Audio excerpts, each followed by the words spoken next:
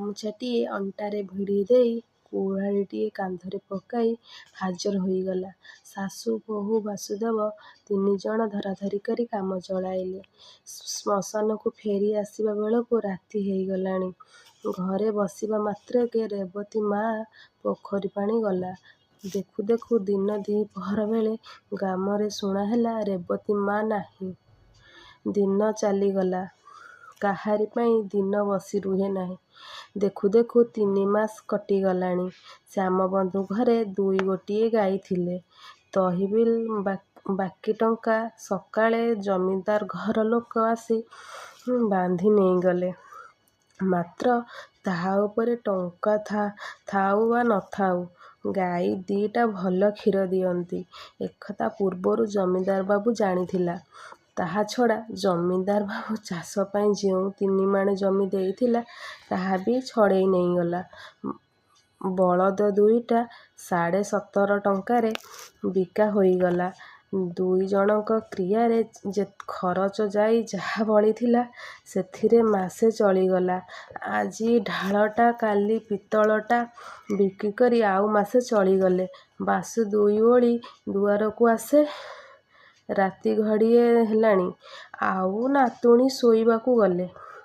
ବାସୁକୁ କିଛି ଟଙ୍କା ପଇସା ଦେଲେ ଏଇବା ନାତୁଣୀ କେହି ନିଅନ୍ତି ନାହିଁ।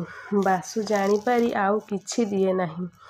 ବୁଢ଼ୀ ପାଖରୁ ଗୋଟିଏ 2ଟା ପଇସା ନେଇ ସଉଦା କିଣିଦିଏ। ସେହି 2 ପଇସାର ସଉଦାରେ 8-10 ଦିନ ଚଳିଯାଏ। ଘରର ଚାଳ ଉଡ଼ିଗଲାଣି।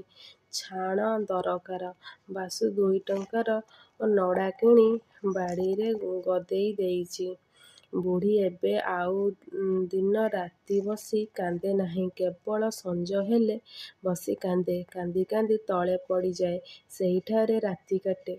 ରେବତୀ ଥକେଇ ଭାବରେ ପଡ଼ିଯାଇ ବୁଢ଼ୀ ଆଖିକି ଏବେ ଭଲ ଦିଶୁନାହିଁ। ବାୟାଣୀ ପରି ହୋଇଗଲାଣି। ଯେତେ ଯେ ଦୁଃଖ, ଯେତେ ଯେ ଦୁର୍ଦ୍ଦଶା ସବୁରି ମୂଳ କାରଣ ରେବତୀ।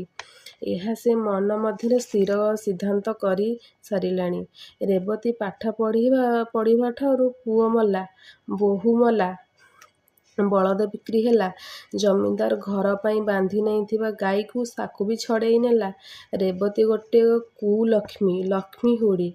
ବୁଢ଼ୀ ଆଖିକୁ ଦିଶୁନାହିଁ। ତାହା ବି କାରଣ ରେବତୀ। ପାଠପଢ଼ା ବୁଢ଼ୀ ଗାଳି ଦେବାବେଳେ ରେବତୀ ଆଖିରୁ 2 ଧାରା ବହିଯାଉଥାଏ। ଡରରେ ବୁଢ଼ୀ ପାଖରେ ସେ ଛିଡ଼ା ହେଇ ପାରେ ନାହିଁ।